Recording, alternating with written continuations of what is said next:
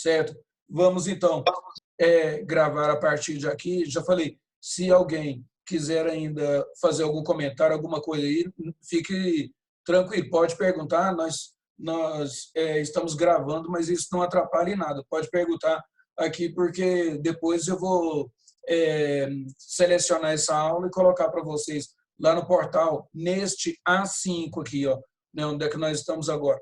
Então, relevo e solos do Brasil e do mundo. Primeira coisa, aqui está escrito assim: entende por relevo as formações e feições apresentadas pela superfície da Terra, que são resultado da interação de fatores endógenos, exógenos e tal e coisa. Presta atenção. Uma definição de relevo, certo? Uma definição de relevo que eu mesmo fiz com esse passar dos anos e com a experiência. Quando falar em relevo, né, às vezes o pessoal tem outras definições até mais complexas, usando aquelas palavras que a gente não usa normalmente, termos técnicos e tal. Então, presta atenção. Relevo, né, para fazer a prova do Enem, relevo é a forma com que o solo se apresenta, né? O relevo é a forma com que a Terra se apresenta. Essa parte aqui é a superfície nossa. Como é que a superfície se apresenta para nós, certo?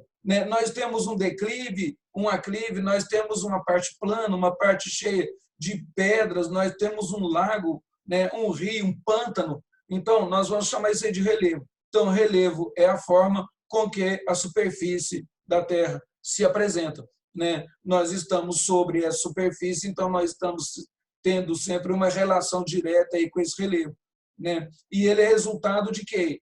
Né? Porque aí vem assim, como ele foi formado, da interação de fatores endógenos. Endo é dentro, aqueles fatores que vêm lá do interior da nossa Terra, lá, certo? Do nosso planeta. Então nós temos, né, os fatores endógenos aí, né, os terremotos, por exemplo, né, que vão modificar o relevo aqui em cima. Nós temos os vulcões, né, que vão vir com aquele magma lá do interior, né, e depois eles vão modificar o relevo aqui, vão formar aquelas montanhas lá de magma endurecido, né? Às vezes esse magma vai sair dentro do oceano e aí depois ele vai formar aqui em cima, ele vai alterar o relevo, porque dentro do oceano vai saindo magma até virar uma ilha. Ou seja, era uma área de mar aberto e agora ali tem uma ilha. Então, o relevo vai ser alterado no caso aí dos vulcões, né? E também nós temos aí, né, além desses tremores mais fortes, além dos vulcões, nós temos a movimentação da própria superfície aqui da Terra, que às vezes ela sobe um pouquinho, né, acontece um soerguimento normal e depois acontece um período de rebaixamento. Só que esse soerguimento e o rebaixamento demoram milhões de anos, a gente não percebe isso no nosso período de vida, que é bem curto, né, em comparando com a formação ou não, né, de uma área mais elevada ou mais rebaixada, né, então isso aí demora muito tempo. Agora, são agentes internos fazendo com que o nosso relevo aqui em cima, aqui na superfície nossa, se modifique. Agora é o seguinte, nós temos aqui os exógenos, ou seja, os agentes exógenos são aqueles agentes que estão aqui na superfície que vão modificar esse relevo. Perdão, é o corona. Aí é o seguinte, então, eles vão modificar esse relevo aqui. Nós temos o quê? Nós temos a água, certo? A água, né, que ela pode modificar o relevo quando ela está gelada, né, em forma de neve, ela vai descendo as montanhas e vai arrastando também terra dessas montanhas lá para baixo, ela vai erodindo as montanhas, a água, então, em forma congelada. Essa água em forma líquida, ela bate no chão e vai arrancar terra, vai arrancar sedimentos, arrancar materiais e vai depositá-los em outro lugar. Então, essa água aí também arrancando e rolando, né, transportando materiais e depositando em outros lugares, vai fazer com que o relevo também se modifique, tá certo? Então, agentes exógenos, nós temos também o vento, né? Vento, né? Nós temos esse deslocamento de ar, tirando terra, né? Tirando aquele pozinho de algum lugar e jogando em outro lugar com o passar do tempo. Quando isso acontece, né, milhões de anos seguidos ou milhares de anos seguidos, você vai ter uma modificação, onde esse material se deslocou, geralmente das áreas mais baixas, se deslocou para áreas mais baixas, se desloca das áreas mais altas, né, o vento vai tirar esse material de lá e jogar em áreas mais baixas. Então, você vai ter o quê? Lá embaixo, a sedimentação, formação de rochas sedimentares, você vai ter a formação de carvão de pedra, né, o carvão mineral, formação de petróleo e tal. Então, você vai ter o vento modificando o relevo, né, vai arrancando partes de um lado e jogando para outro lado. Uma movimentação de relevo, né, uma movimentação aí feita pelo vento, é a formação daquele tipo de solo que a gente vai ver ainda mais à frente aqui, aquele solo chamado de loess, ou então, né, para ser mais técnico, chamado de less. Esse solo é feito através da movimentação do relevo, né, a movimentação do solo, pelo vento. O vento arranca aquele material particulado fininho, né, microgranulado, arranca daqui e sopra para uma determinada lugar e distância. Esse solo, esse material, vai sempre caindo no mesmo lugar. Se cai sempre no mesmo lugar, vai formar uma camada grossa. Então, ele vai alterar o solo daquela região. Né? Você vai poder plantar e vai nascer lá uma agricultura com qualidade. Por quê? Porque o solo foi transportado pelo vento e foi depositado aqui. Depois de milhões de anos, ele tem o quê? 5 metros de profundidade, 6 metros, 10. Então, aí eu posso plantar aqui, que vai ser de qualidade. É o solo chamado de solo de loess. Ele sempre movimenta materiais amarelos, do solo amarelo, e aí, é claro, vai formar lá na frente o solo de loess com essa característica. Né? Uma prova clássica disso é na China. Esse material particulado é soprado pelo vento, um pouco cai no chão mesmo e forma o solo de loess, que é explorado já há milhares de anos. E um pouco desse material amarelo cai dentro do rio. Né? E o rio começa a dissolver esse material e o rio fica com a água amarela. Por isso, Rio Amarelo, lá na China. Né? Chama Rio Amarelo, não é à toa. Se você vai lá, o rio está sempre amarelo, não é poluição. É por causa do material que vem no vento e cai, né, fora daquela terra ali para formar o solo, cai no rio e aí amarela a água toda. Tá? Então, materiais exógenos, né, transformando aí o relevo. As formas de relevo podem ser reunidas em 3 tipos básicos. Né, 3 tipos básicos. Então, nós temos aqui, né, planaltos, planícies, depressões. Né? Só que aí tem uma coisa. Quando fala 3 tipos básicos, eu gostaria de acrescentar aí, certo? Acrescentar mais um outro tipo aí, certo? Quando fala em relevo, né? Nós temos os relevos aí de planaltos, que aqui no Brasil temos. Áreas de planícies temos no Brasil. Áreas de depressões temos no Brasil. Agora, porque não temos no Brasil, não quer dizer que não exista. Então, um outro que você deve acrescentar são as montanhas, certo? Então, você tem um relevo de planalto, planície, depressão e montanhas. Por quê? Porque são muito diferentes.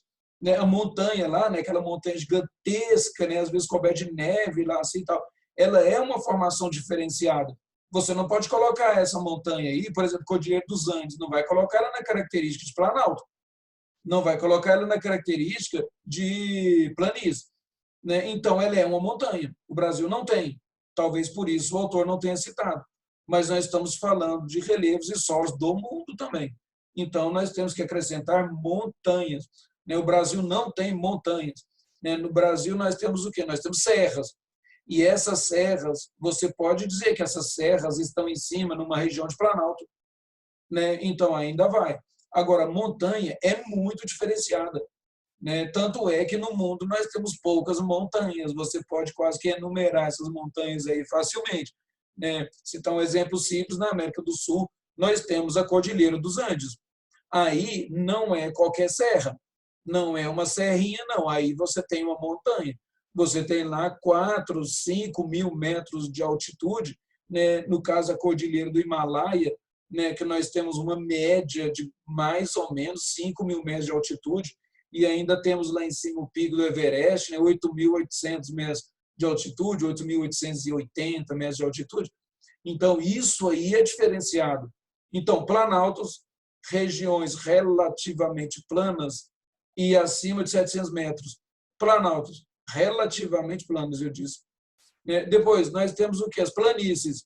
Então, regiões rebaixadas, né, rodeadas por regiões mais altas do que ela, em maiores altitudes. Então, nós temos lá embaixo a planície. Ela é baixa porque você pode comparar essa planície com alguma outra área ali perto que é mais alta. E o Planalto, você tem a parte mais alta da região ali, então é um Planalto. Ao redor do Planalto é mais baixo. Então, lá é um Planalto.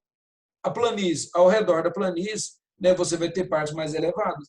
Tá? Então, você caracteriza aquilo ali como planície. É claro que tem que ser áreas grandes. Né? Um rebaixamento pequeno não quer dizer que seja uma planície. Né? Nós vamos ver isso aqui com mais detalhes.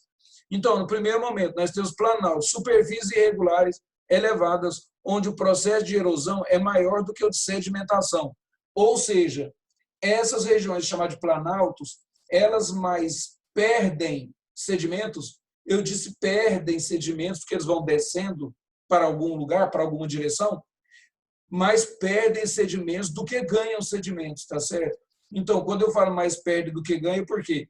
Porque lá no Planalto pode ter uma área mais elevada, uma serra, que ela perdeu sedimentos. E esses sedimentos ainda ficaram em cima do Planalto. Né? Então, ela tem ainda os sedimentos ali. Agora, a maior parte do que acontece, a maioria das vezes, você tem o Planalto que é alto, o sedimento escorre pelo rio ou é soprado pelo vento e vai para as partes mais baixas, que são as depressões, vai para as partes mais baixas ainda, que são as planícies. Tá certo? Então, o Planalto mais perde sedimentos, materiais desagregados, mais perde do que ganha. Certo? Então, isso aí é um Planalto. Então, superfícies irregulares, certo? Irregulares, acima de mais ou menos 700 metros e tal, não tem um número exato, né? Acima ali dos 700 metros, irregulares, né? Relativamente planas ali por cima, pegando a distância toda, né? Distância maior do que um estado do país nosso aqui, certo? Aí você vai ter um planalto, né? Distâncias bem grandes.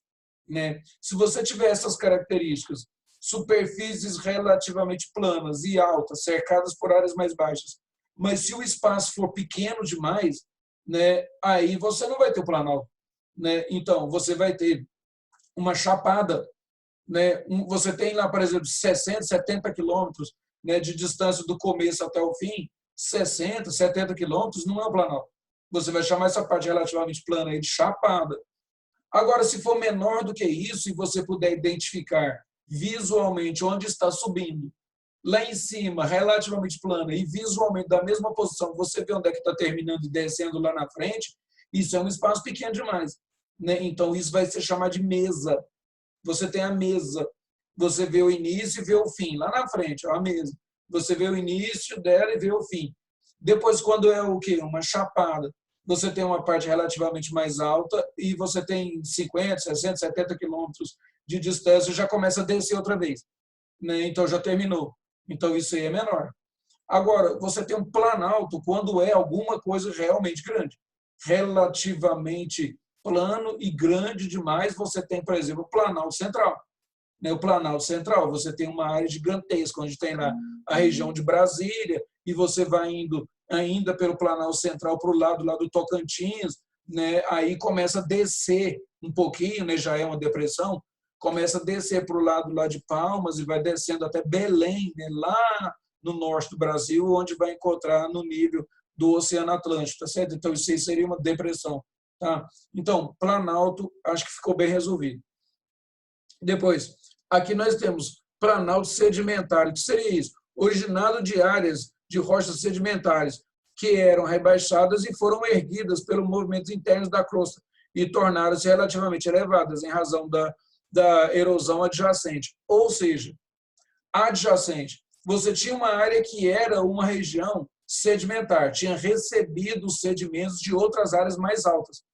Mas essas áreas mais altas, ocorreu com elas uma erosão muito forte, elas foram se desgastando, e essa parte que era baixa e plana começou a se soerguer, ela foi levantando, assim, já falei desse movimento aí, né, de astrofismo e tal, né, a gente não vai entrar em termos tão técnicos assim, porque o Enem não usa esse tipo de expressão, né, mas de astrofismo vai fazer com que esse material, né, essa região vai se erguendo, então ele vai ser um planalto, né, ele vai estar acima dos 700 metros e tudo.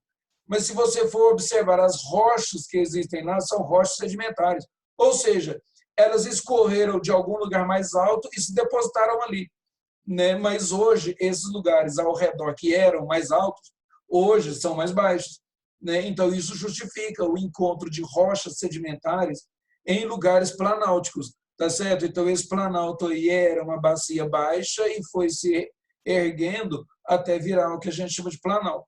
Depois, planaltos basálticos. O que seria isso? Formados a partir do acúmulo de frequentes derrames basálticos. No Brasil, são compostos por rochas ígneas intercaladas com outras rochas sedimentares, arenito, por exemplo, né? E possui como exemplo aí o Planalto Meridional, localizado no sul do país. Então, quando fala em derrames basálticos, o que seria isso? Né? Então, por causa de várias falhas na placa tectônica, hoje, debaixo do Brasil, tem uma placa só, deixa claro isso, mas isso não foi sempre assim. Quando, há milhões de anos atrás, essas placas eram mais finas, certo? O planeta é imensamente mais quente, essas placas mais finas, elas fizeram com que o planeta nosso, né, tivesse muitas quebras dessas placas tectônicas que eram mais frágeis.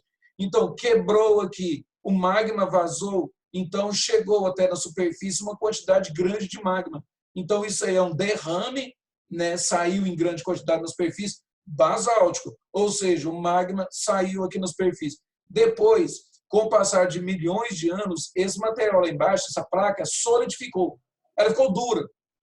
No caso, hoje, debaixo do Brasil, uma placa só, mas ela já teve rachaduras. E essas rachaduras já liberaram aqui para cima, aqui para o Brasil, né, uma quantidade grande de magma. Nós tivemos um derrame basáltico desse aqui na nossa região, aqui, certo? Pegando dessa região nossa aqui de Minas Gerais, passando por São Paulo, né, um pedaço do Paraná e um pedaço do Paraguai, um derrame basáltico, né, dando origem à terra que nós temos aqui. Nós tivemos no sul do Brasil outro derrame basáltico. Então, nós temos o quê? Vindo do interior da Terra, aquele mundo de magma, formando um monte de vulcões seguidos, e esse material expelindo muito magma, é claro que vai haver um soerguimento do lugar, vai levantar a Terra. Você tem lá aquele monte de montanhas, serras, no caso aí, formadas pelos vulcões. Com o passar da erosão, com o passar do intemperismo, esse material vai se desfazendo e vai se espalhando, mas não se espalhando tanto assim, vai formar um lugar relativamente plano e vai ficar alto. Por isso, nós temos planaltos basálticos, ou seja, planaltos formados por materiais que eram, né, a base do magma que vazou naquela região lá, tá certo? Então, no Brasil, nós temos isso aí, então, no sul do Brasil, né, planalto chamado de meridional. Então, só lembrando, né, meridional é sul, setentrional ou boreal é norte.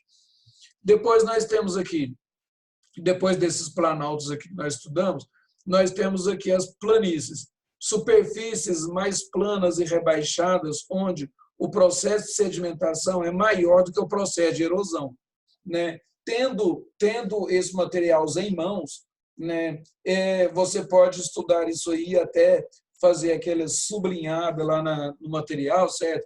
Como se você fosse fazer aqui assim, sublinhando isso aqui assim, né? Deixando essa separação aqui assim. Então, as planícies, né, são áreas rebaixadas, né, áreas mais baixas aí no caso, né, elas são rodeadas por áreas mais altas, não ao redor tudo, porque de um lado pode ser o oceano, no caso, e aí do outro lado áreas mais altas do que ela, tá certo? Então, planícies. Agora, feitas a partir do processo, né, de sedimentação, ela mais recebe sedimentos. Então, por que diz que mais recebe? Ela mais recebe sedimentos porque ela é uma área rebaixada, então o sedimento é arrancado, né? O sedimento é arrancado lá da área mais alta, que é o planalto, o sedimento é arrancado das áreas de depressão e eles escorrem, né, através da água dos rios, das enxurradas e tal, do próprio vento, e vai parar dentro dessas áreas aqui que nós vamos chamar de planícies. Então, o material vem de lá para cá. Agora é o seguinte, como lá nessas áreas mais altas tem diversos tipos diferentes de materiais, nós temos o quê? Nós temos essas rochas ali pressionadas, esse material pressionado nas áreas de planície, e aí formam as rochas sedimentares. certo? Forma as rochas sedimentares.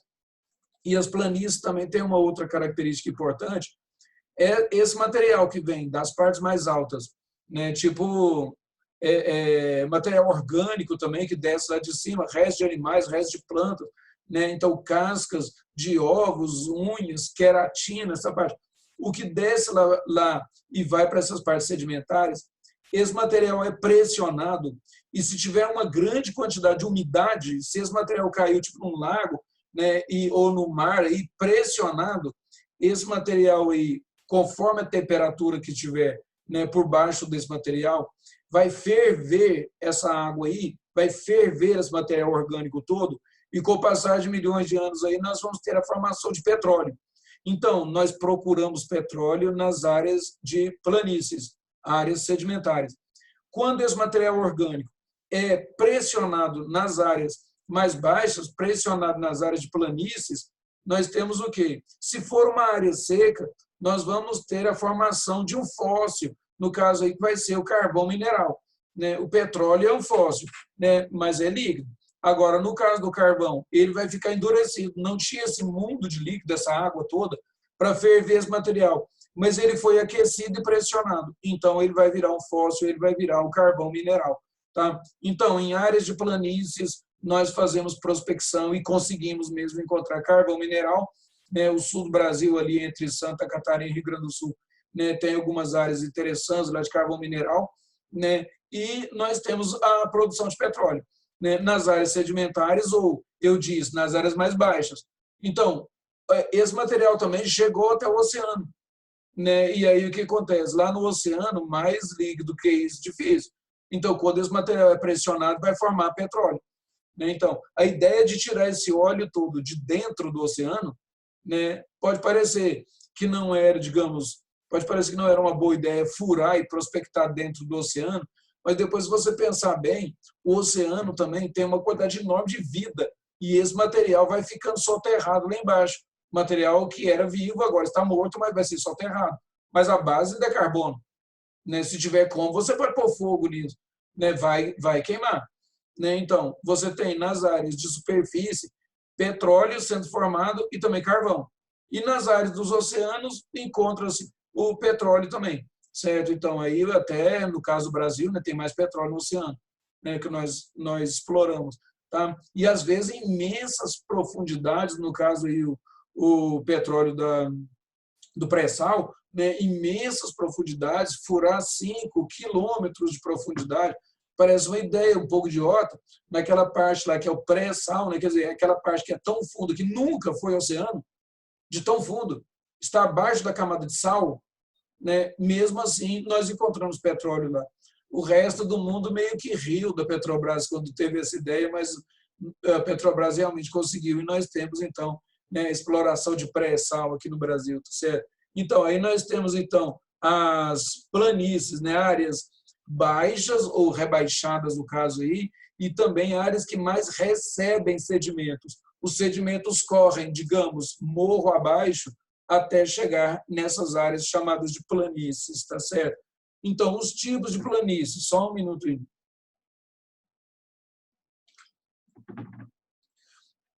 Os tipos de planície. Planícies costeiras, situadas próximas ao litoral. Então, são áreas rebaixadas próximas ao litoral. Então, eu gostaria de lembrar aqui, né, sobre a região do litoral do Brasil, nós temos muitas praias, muitas mesmo, né? Aqui no Brasil, praticamente onde não é praia, nós temos aqueles mangues, assim, né? Aquela foz daqueles rios ali formando mangues e tal. Fora isso, nós temos praias. Por que eu estou dizendo isso? Por quê? Porque nós temos essas planícies costeiras. Né? Em outros países aí, espalhados aí pelo mundo, né, muitas vezes não temos praias. Nós temos uma área elevada e depois temos uma descida abrupta, uma descida reta praticamente assim, e o mar batendo nas pedras lá embaixo, certo? Então, no caso aí, nós temos aqui no Brasil planícies costeiras, ou seja, perto da costa brasileira, perto lá do Oceano Atlântico, nós temos o quê? Nós temos um monte de praias, né? Você vai descendo com os carros, ou seja lá qual veículo for, você vai descendo das áreas mais altas aqui, por exemplo, de Minas Gerais, até chegar no nível do oceano, né? Mas você não vai chegar lá perto do mar, perto do nosso Oceano Atlântico, e ver, por exemplo, assim, terminada abruptamente aquela rodovia e depois uma reta, né, de 90 graus descendo até lá embaixo no oceano. Tipo assim, você olha para baixo e vê um abismo lá de 600, 700 metros de profundidade, lá embaixo está o oceano. O Brasil não tem isso, nessas falésias tão protuberantes assim. Então, planícies costeiras, perto do litoral. Chegou lá, é um lugar plano, é baixo, né? Você vai ter acesso a praias e depois o oceano. Né? Você fica lá a praticamente 1 metro de altitude em relação ao oceano. Tá? Então, isso aí, planícies costeiras, pegando toda a costa brasileira. Depois, planícies continentais, situadas, então, no interior do país, certo? Planícies continentais, situadas no interior dos continentes, né? Não diretamente voltadas para o oceano, mas são áreas de planícies. São áreas baixas e algumas áreas dessas podem chegar a ficar abaixo do nível dos oceanos, certo? Que você vai chamar de depressão absoluta e tal, mas, na verdade, são áreas que podem ser relativamente planas, né? E podem ficar baixas demais. Não, aí agora é o seguinte, depois, continentais situadas no interior dos continentes, tranquilo. Depois, planícies fluviais, formada por depósitos fluviais, ou seja, você tem um determinado rio que é grande, os outros rios afluem para ele, né? E esse rio aí, ele recebe sedimentos de outras áreas mais elevadas, então você vai ter o quê? Uma planície fluvial, ou seja, perto do rio é tudo baixo, certo? O rio não está correndo por entre cânions super altos, não. Ao redor do rio são áreas praticamente no nível daquele rio, certo? Por alguma época do ano mais chuvosa começa a começa a só um minuto aí. Deixa eu voltar aqui.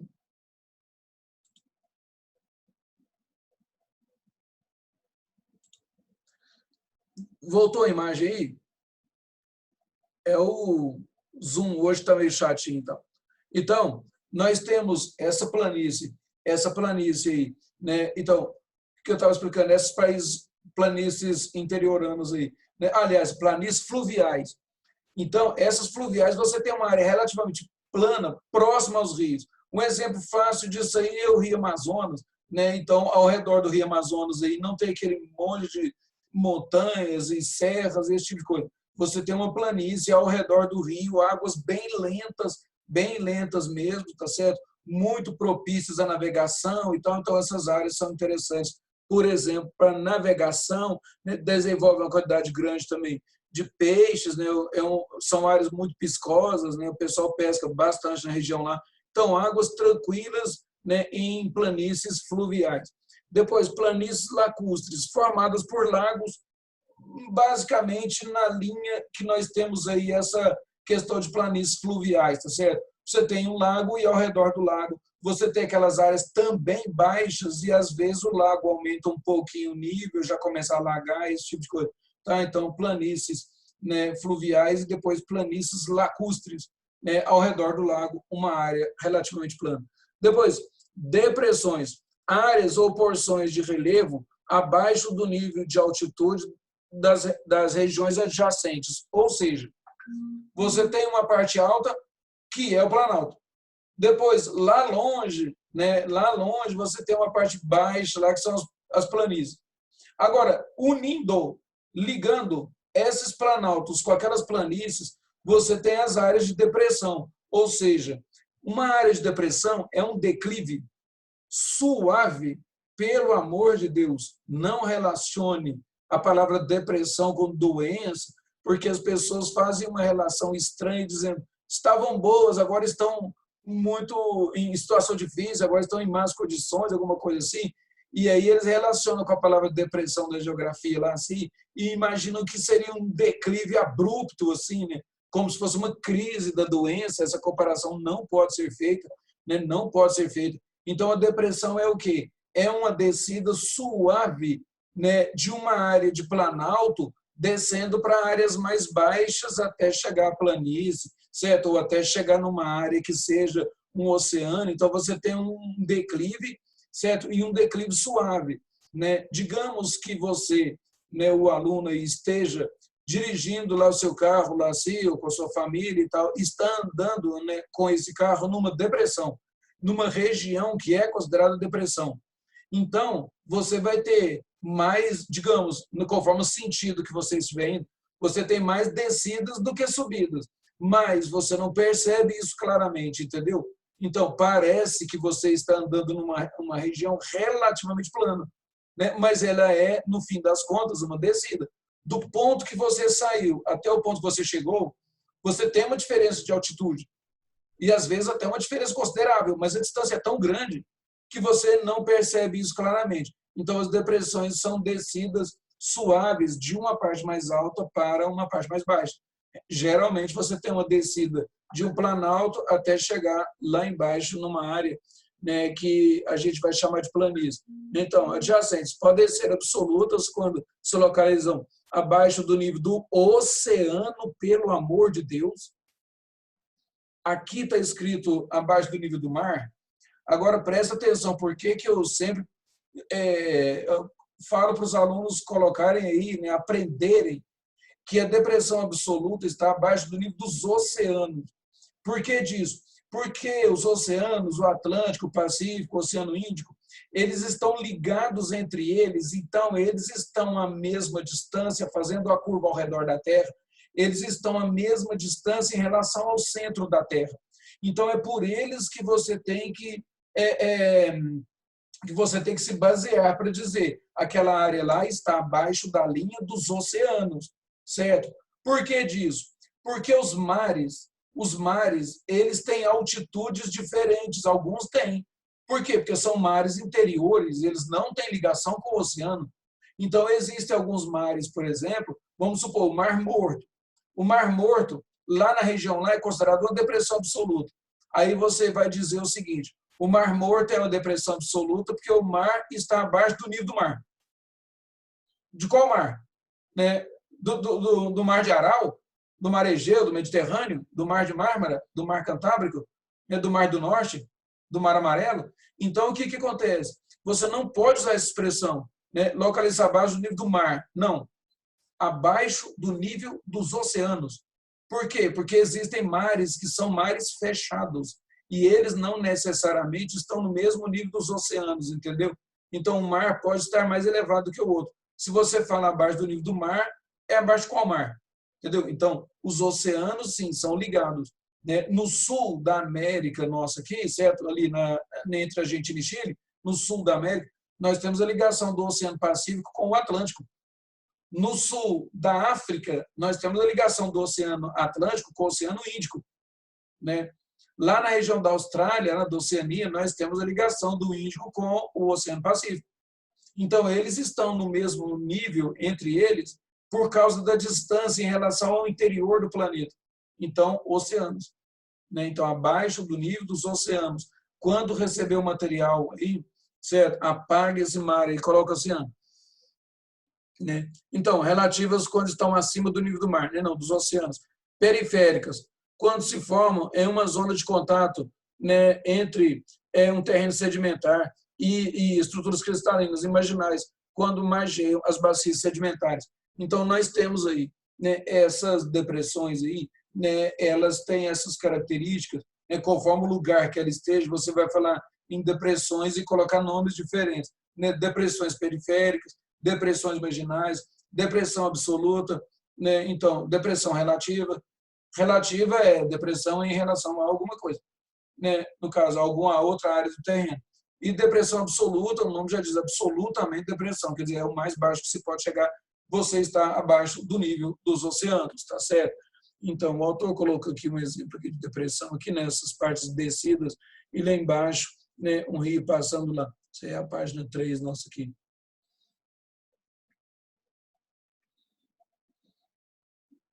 Nós já estamos aqui próximos do final do horário lá, assim, mas nós ainda temos, né, a possibilidade de começar a falar alguma coisa aqui sobre essa questão do relevo, né?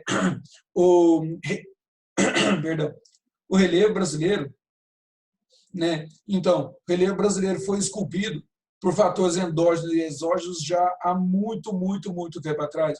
Então, nós vamos falar que o relevo brasileiro é um relevo antigo, né, de formação antiga. Por quê? Por causa daqueles derrames basálticos, pode ter acontecido, né, uma formação de uma montanha aqui no Brasil, alguma coisa tão grande assim? Pode ter acontecido? Sim, mas que é uma aguinha aí, mas acontece que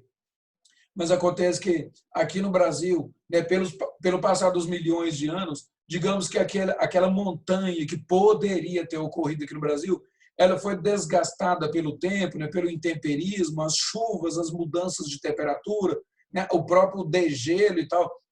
E aí o que acontece? Se elas existiram, elas desapareceram. Então, isso aí porque é uma formação antiga demais.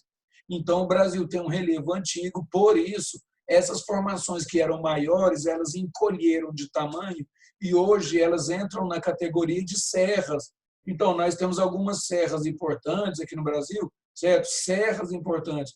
Agora é o seguinte, né? Essas serras aí, elas estão espalhadas, mas não quer dizer que sempre foram serras. Talvez algumas delas poderiam ser muito maiores e entrassem na categoria de montanha. Por isso, falamos, o relevo é antigo, desgastado pela erosão.